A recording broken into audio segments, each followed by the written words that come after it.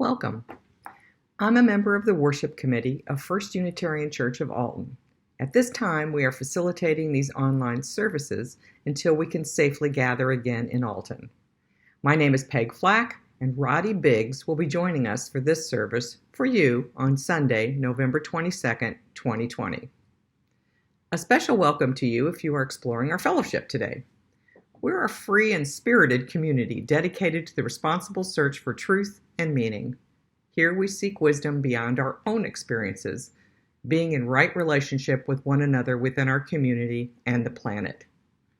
We come from a long heritage of teaching that there is a spark of the divine in everyone. We are Unitarian Universalists, and we're glad you're here. I invite you to take a moment to do two things. Gather a candle for a special part of our service today after the prelude. And please greet each other in the comments section as we come together to begin our worship with a prelude. And now, our prelude.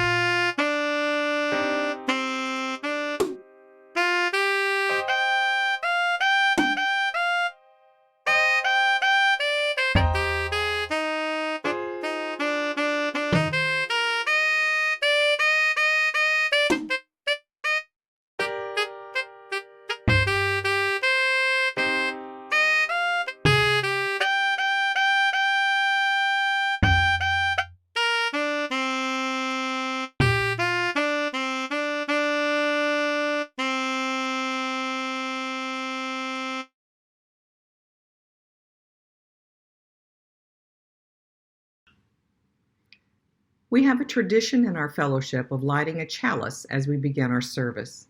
Today we have a special ritual led by our guest speaker, Roddy Biggs. So in these times of uncertainty, with grief all around, it is important that we mark areas in which we have grief in our own lives, and also areas in which we are grateful.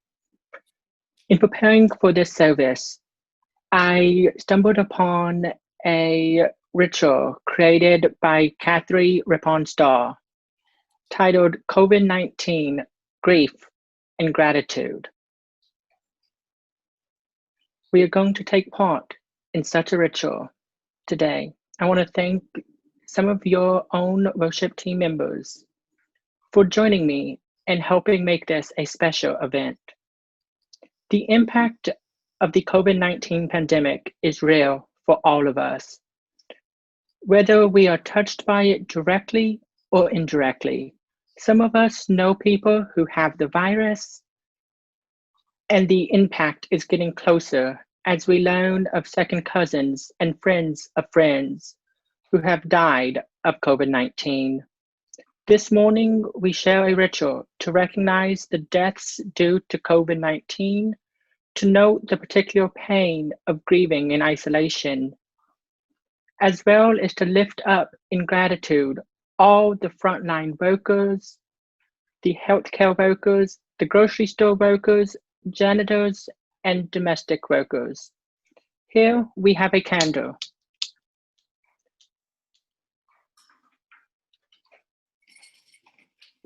I invite you, if you have your own, to light it at this time and to keep one lit, moving forward each week as you continue to remember the names and the voices and the people who we know who this virus has affected.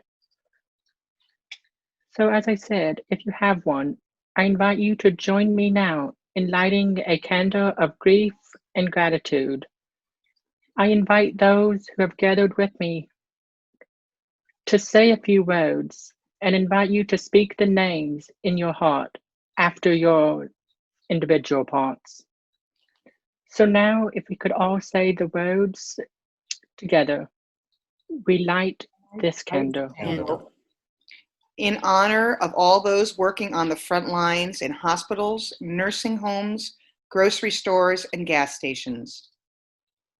I invite you now to name those who you know on the front lines.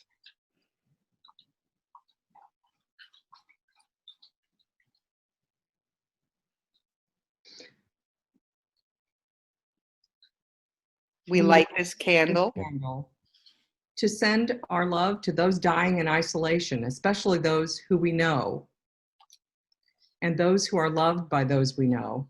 I invite you now to name those who you know who have died of COVID's virus.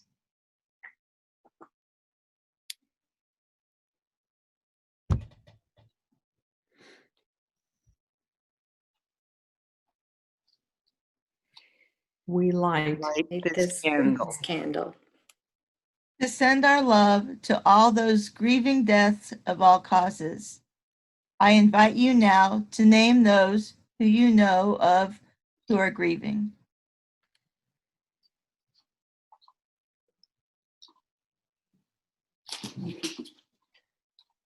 We light this candle. In recognition of the enormity of this pandemic's impact on each of us, on those we love, on everyone, especially those already challenged by poverty, racism, transphobia, ableism, xenophobia, and more.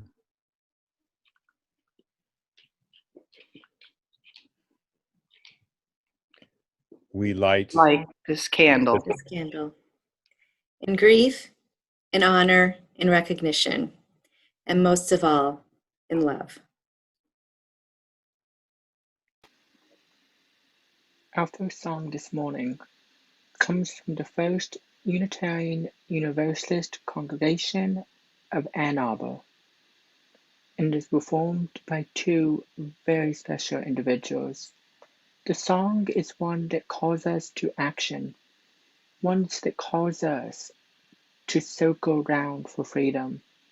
It's one that calls us to keep the circle whole for the planet and for the children of our children. I hope that you enjoy this song as much as I do.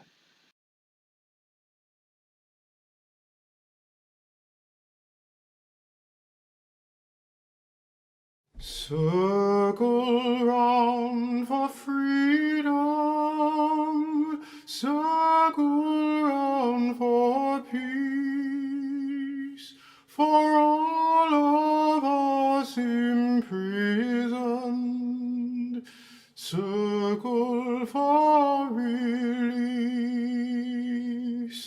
circle for the planet, circle for its soul. for the children of our children. Keep the circle whole. Circle round for freedom. Circle round for peace. For all of us imprisoned. Circle for release. Circle for the planet. Circle for each soul. For the children of our children. Keep the circle whole. Circle round for freedom. Circle round for peace.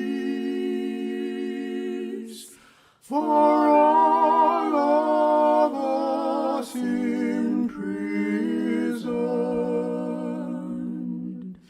Circle for release. Circle for the planet. Circle for each soul. For the children of our children.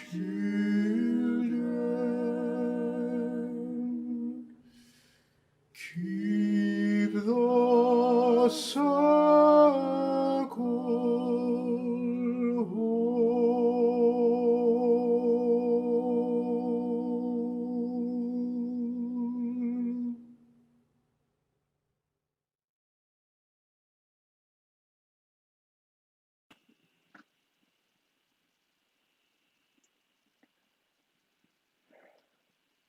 Our opening words are by the Reverend Gretchen Haley.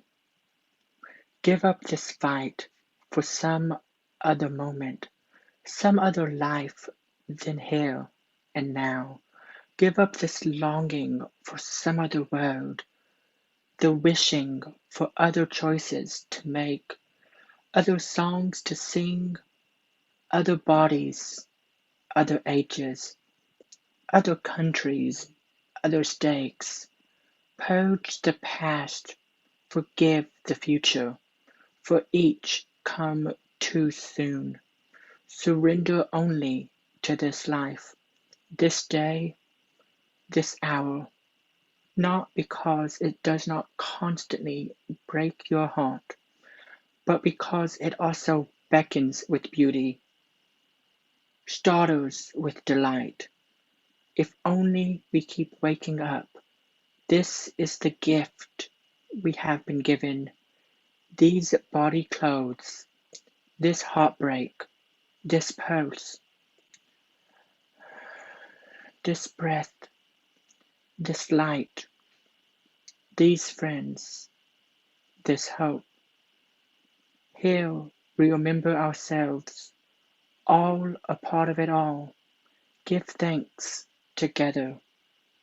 Come, let us worship. Today's service is rather somber and on a subdued tone. So Cooper and I are putting together a children's story for this service that has a little bit lighter tone to it to balance things out. The name of the story is King Cavid and the Kids Who Cared. Wow. Who knows why we need to stay at home? It's called coronavirus, also known as COVID-19. But first off, do you know what a virus is? A virus is a type of germ that can make you very sick. This virus is very new, so scientists are still trying to get to know it. But it's not quite friendly. In fact, this virus is very rude. It tries to make us sick. Up close, coronavirus looks like a tiny little king. See all those little crowns? Let's pretend his name is King Cavid. Look at all those crowns. Wow. Are you jealous?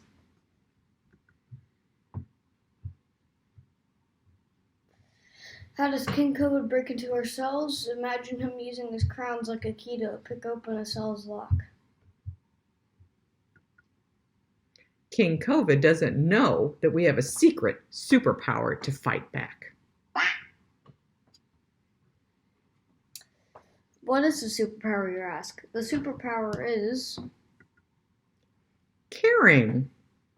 Wow. When you Wow. When we take steps to care, we are helping to slow down the spread of the virus, which seeks to harm our neighbors and those we love. So, what does caring look like?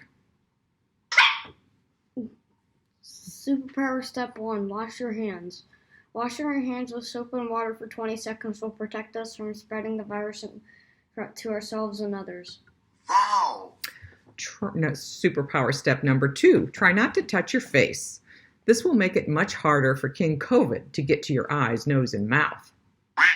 If we rub our eyes, wipe our mouth, or pick our nose, yuck, we might get sick and then spread the virus to others. Cough or sneeze the right way. Covering our coughs and sneezing into a tissue or our elbow is a way to care for people by protecting them from germs. You see, King Cavid and his army like to travel by air. Abort, abort. It's the elbow pit of doom. But they can't land on other people and make them sick if we cough or sneeze the right way. Superpower step number 4. Stay home.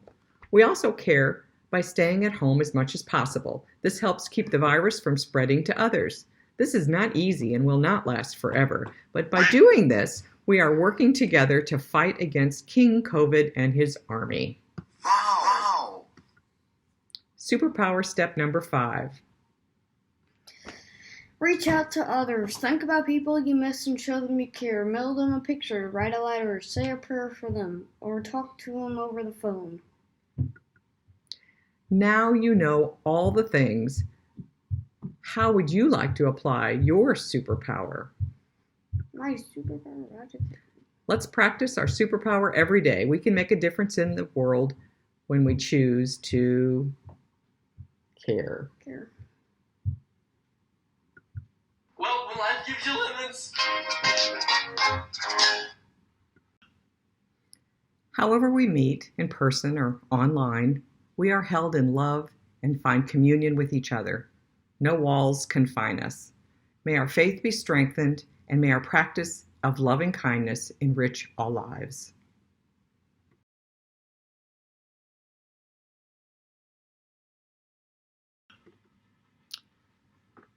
I'm invoking the spirit of a man who was in our pulpit many times, John Hode. He often started his talks this way with some definitions. First definition. Elevator pitch or elevator speech is when you briefly outline products or services or projects or an idea in a short period of time that it would take to be in an elevator ride. Second definition. The Rosetta Stone holds the key to understanding Egyptian hieroglyphics. The inscriptions say the same thing in 3 different scripts, so scholars could still read and decipher the meaning. Another important point to remember is that the Rosetta Stone was found broken and it was incomplete. So, keeping those 2 in mind, if I'm asked, what exactly is a Unitarian? I try to remember to say this. I think it'd be easiest to explain if we use the same language, like a spiritual Rosetta Stone. So, I'll ask you this. What religion are you? And after they tell me Methodist or Catholic or some other spiritual franchise, I say something like this. Okay, there would be Unitarians who believe many of the same things that you believe. And then I'll ask, okay, what would you consider to be the most exact opposite polar of your religion. And they might say something like atheist or pagan. So I might say, okay, there would be Unitarians who believe many of the same things as pagans do. And there are also Unitarians who believe everything in the span of religious thought between those two spiritual domains and beyond. We believe that there's so much to learn from each other and to respect all theologies. What binds Unitarians together is that diversity. And, like the Rosetta Stone, it isn't complete. There's a mystery that is fluid and interpretations that might change over time as you fill in the blanks. Now, I'm not always successful in remembering to do this, and I try very, very hard not to lapse back into defining Unitarian Universalism by what we're not, and instead frame it by what we are, using that spiritual Rosetta Stone to bridge our commonalities with that person in the elevator and to use the same vocabulary. I found this fellowship in the mid-1980s when I was searching for a church for my 2 young children and myself. And as of this moment, my beliefs encompass an involving patchwork quilt of earth-centered, chakra-based leanings, stitching in some United Church of Christ and Al-Anon. I'm truly grateful to have found this eclectic spiritual home, and I have enjoyed so many wonderful and expanding friendships at First UU. I invite you to settle in to the space around you. Look around and see what kind of worship space you have created for yourself in these times. Notice if your feet are planted firmly on the floor, if they're folded under you, wherever it is that you might be sitting, in a chair, on the couch, possibly on the floor, or even in bed. Wherever that space is for you, wherever the space is in which you have turned into sanctuary this morning, settle in to that space. And as you do so, settle in to the space within your mind. Think back on all of the things that have brought you joy, that have brought you gratitude. Think back on all that has brought you pain, hurt, and sorrow. And know that each and every one of these things is valid. That everything you are feeling in every moment is valid. Breathe, my friends. We are valid. We are living in a time that none of us a year ago could have imagined.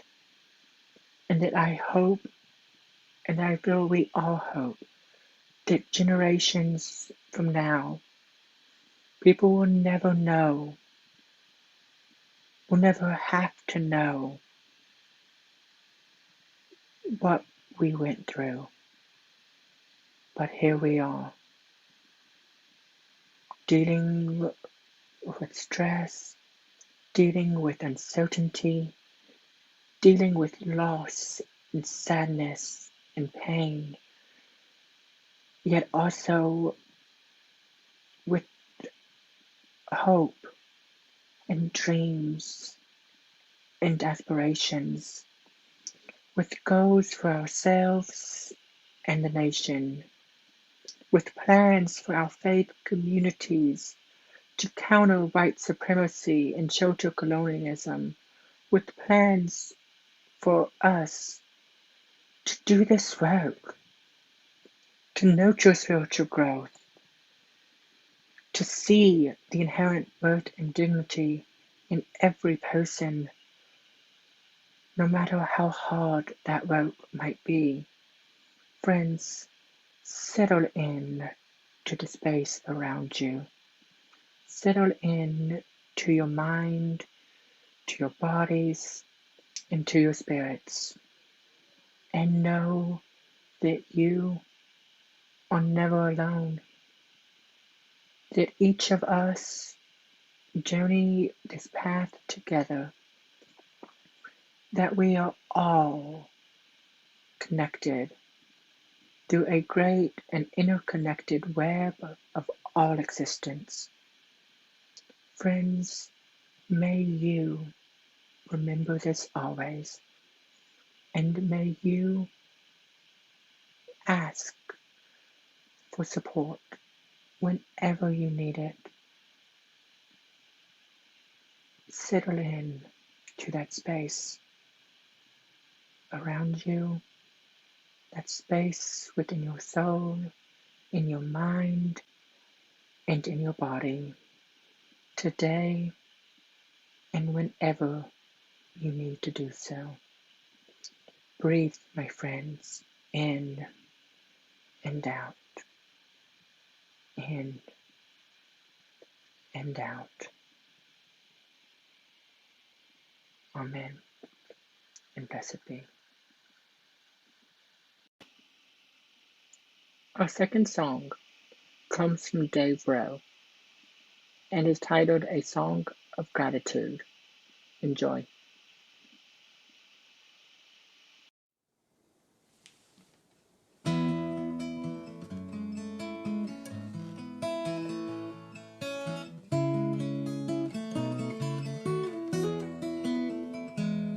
I'm grateful for the sun that shines. I'm grateful for the rain. And when life's bumps and life's bruises come, I'm grateful all the same. So just knowing I am a lonely soul, hand in hand with a world full of lonely souls, brings peace and love to my beating heart, and faith blooms in me again.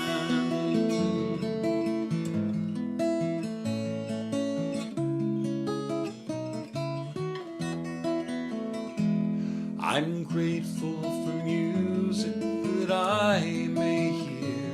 I'm grateful for a tune, the songs that seem to flow through my mind like a river chasing the moon. So just knowing I am a lonely soul, hand in hand with a world full of lonely souls, brings peace and love to my beating heart, and faith blooms in me again.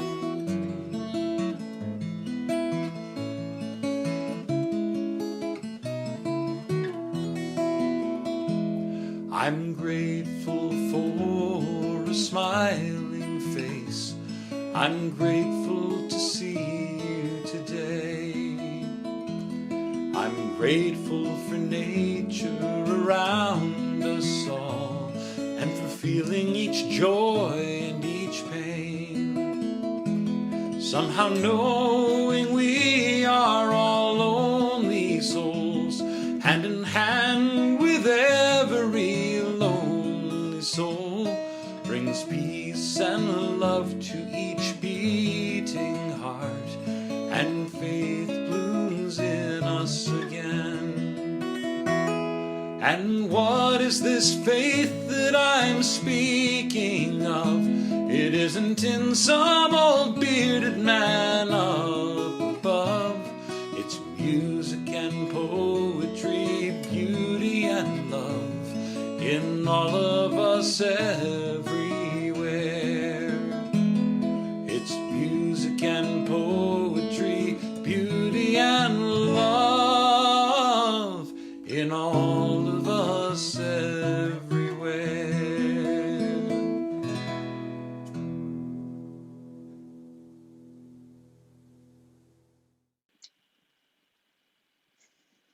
Good grief, what a year it has been, friends.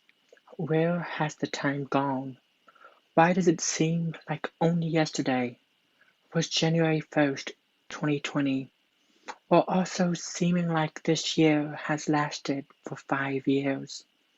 All I know is that I am ready for something new and different from the same old pain and uncertainty that is in the air. I am ready for a new year and a new chapter in our nation and in our faith. This time of year, we often prepare to gather with family or friends for Thanksgiving. We are often stressed over the work still left to do to get ready for the gathering and are filled with uncertainty as to if our families or loved ones can put aside differences just for a moment to enjoy the day and the feast ahead. We often speak of gratitude and of things that we have enjoyed in the past year, things or experiences of which we are grateful for having witnessed or taken part in, and we give thanks for all that the year has provided us. However, this year is bound to be different as the pandemic rages on and our nation is more and more divided with every passing day.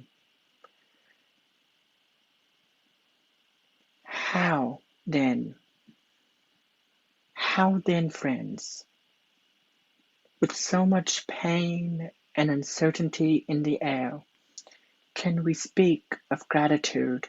How can we be thankful when 200,000 plus people have lost their lives to COVID-19? How can we speak of gratitude when Americans are being murdered at alarming rates because of the color of their skin, and many at the hands of police, the very people who have sworn to protect Americans, causing such harm? How can we be grateful when our very systems of democracy are crumbling before us, even now? That is the question we must answer. Amidst all the uncertainty, all the pain, all the death, violence, and social decay of democracy, how, friends, are we to be grateful? What is there to even be grateful for in a year that has caused so much pain and loss for so many? We can be grateful for many things, friends. We can be grateful for a new revolution, for pathetic witness all around us. We can be grateful for the demands of change we are seeing and that many of us are even taking part in. Grateful for a new revolution. Yes, that is what I said. We can be grateful for a new revolution of innovative ideas, of new voices, and of a new generation. A generation of young people who grew up in a world post the terror attack of 9/11, 2001. A generation of young people who grew up with school shootings being the norm. A generation of young people who this year were able to vote for the very first time, as more than 15 million people have turned 18 since the last presidential election in 2016. The very same people who lived in the world I just mentioned. 15 million people who perhaps just made their voice heard in this critical crucial election, the most important in my lifetime, for sure, where everything is on the line. I am grateful for them. I am grateful for their wisdom, for their insight, their dreams, their outrage, their passion, and their demands of justice in a nation with a history of injustice. I am grateful for the pathetic witness all around us, the witness of tens of, if not thousands, or hundreds of thousands of individuals who have now and continue to bear witness to the murders of George Floyd, Breonna Taylor, Tamara Rice, Michael Brown, Fidel Castro, Eric Garner, and countless other Black lives lost to violence in the streets, and some, like Breonna Taylor, in their own homes, in their own place of sanctuary and refuge, that one place that they thought, maybe here, maybe tonight while I sleep, I'll be safe. With so much pain and uncertainty in the air, we do have a lot to be grateful for, my friends. For gratefulness does not have to come without pain. We can be grateful for the witness, for the courage, and for the love that we are all experiencing, that we are all seeing, as the world around us seems to all but crumble. At least for me, friends, there is something sacred, something grateful in being scared. Each day I wake up and I try to find the spaces where my scared self and my sacred self meet. As you can imagine, doing so is not always an easy task. I have learned how to put on a brave and courageous act when needed. I have learned how to pretend as if I am not scared, as if I have things all figured out. Yet, as someone who exists on the margins of a queer, multiracial identity, I am scared that I might be the next target of systematic racism or of homophobia. As I reflect on such marginalized identities, I remember when I was just discovering my sexuality and learning to be okay with who I was. I remember feeling scared to say that I was gay. Yet I also remember the feeling of having to say it, of having to be true to who I was and owning my authentic identities. Coming out at the age of 12 and 13 in the South was scary. It was not easy, but it was something that I had to do. I knew then, and I know now, that I am to live my life, not knowing if something I say or something I do might put me in jeopardy or even get me killed. Yet I refused to stop speaking my truth. I refused then, and I continue to refuse now. As I've gotten older, I have refused to stay silent in the face of injustice, just like countless others, just like the 15 million or so young adults who just turned 18 have refused to stay silent in the face of injustice.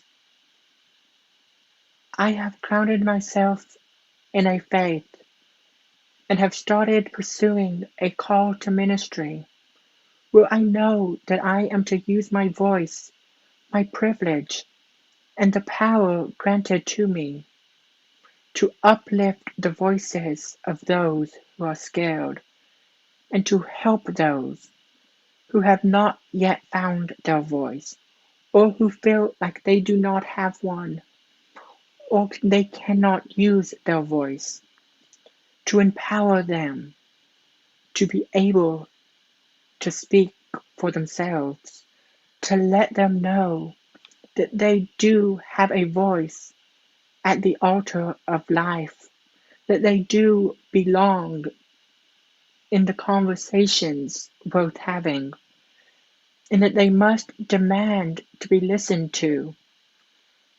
I know that for as long as I have breath in this cruel, multiracial, religious, and spiritual body, that I will keep demanding justice and liberation. I will keep demanding freedom for all people until the day comes that it is no longer needed, or I am no longer here to do so. Friends, I know this year has not been easy, and that pain has been felt all around. But I am grateful for all that has been said this morning and for all that lies unsaid.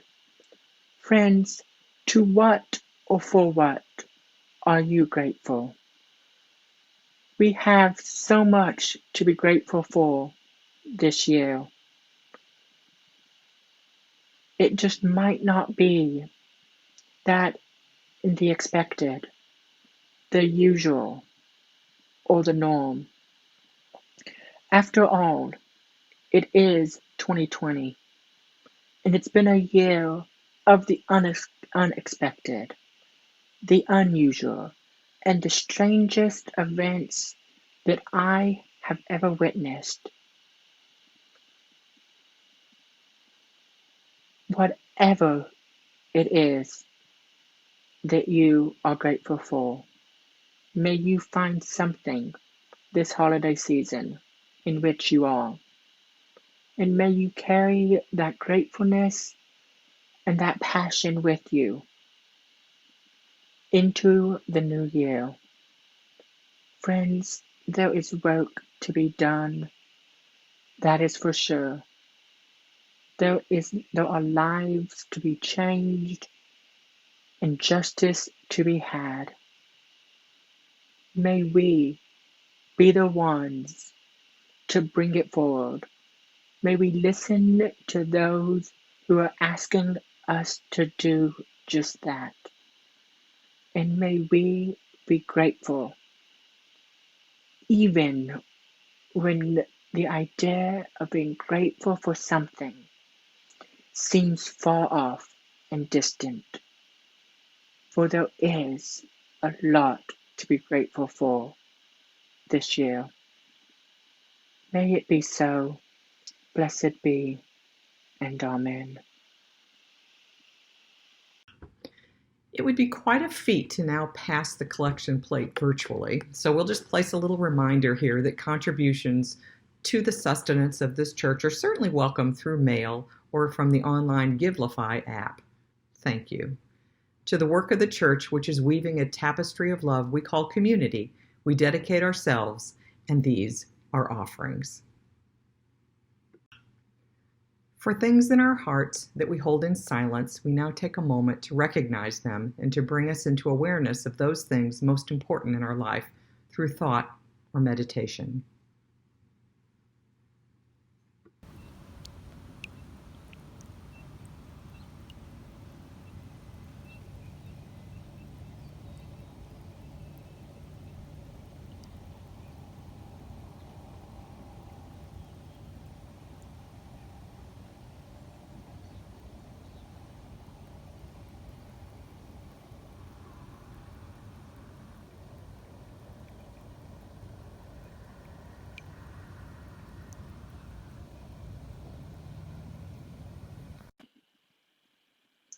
Our last song this morning is one that might be familiar in an unfamiliar way.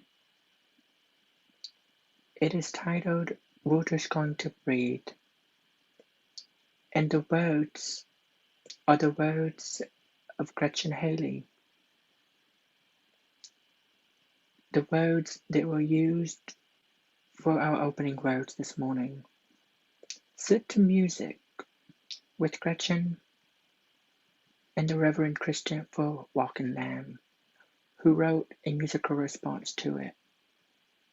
Friends, remember in these times that all we have to do, all we can do, is breathe.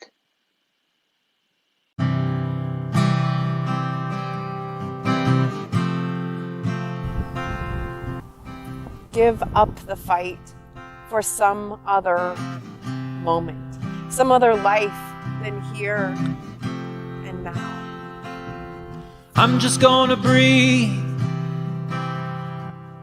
Give up the longing for some other world, the wishing for other choices to make. Other songs to sing, other bodies, other ages, other countries, other stakes. Till I touch the sorrow neath the rage. I'm just gonna breathe. Purge the past. Forgive the future.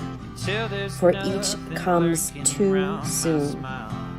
Surrender only to this life, this one, this moment here and now.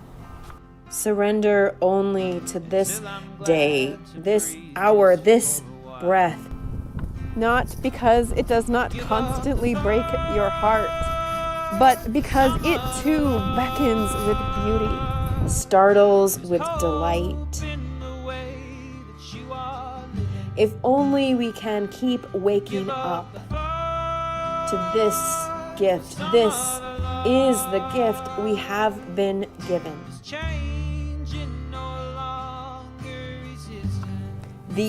These body clothes. This heartbreak, it's ours. This pulse, it's ours. This breath. This light. These friends. This hope. All we can do is remember ourselves here. I'm just gonna breathe. All a part of it all. Still growing together. I'm just gonna breathe.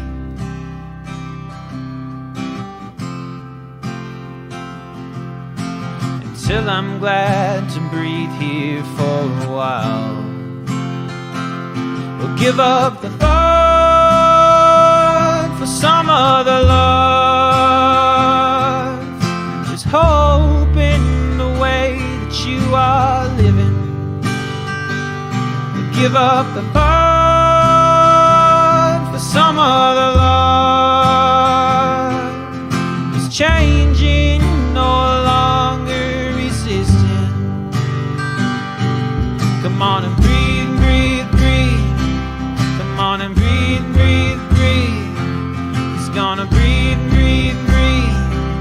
Come on and breathe, breathe, breathe. Give up the fight, breathe, breathe. For some other life, breathe, breathe. Give up the fight, breathe, breathe. For some other life, breathe, breathe. I'm just gonna breathe.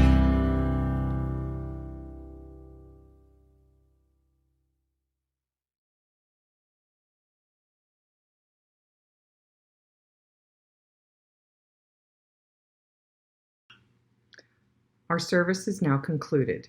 These are the words usually spoken in unison as we extinguish the chalice. We extinguish this flame, but not the light of truth, the warmth of community, or the fire of commitment. These we carry in our hearts until we're together again. And I hope you'll join us next week when Robin Berkeley will be leading the service entitled The Possibilities That Await Us When We Can Have Difficult Conversation. And now, our benediction. Our closing words come by Lynn and Caugh, and they are titled These Days. Anyone who tells you not to be afraid should have their head examined. Cities are burning, hillsides are burning, and the dumpster fire of our common life is out of control. I wish I could tell you when it is going to get better. I wish I could promise that better was anywhere down this road.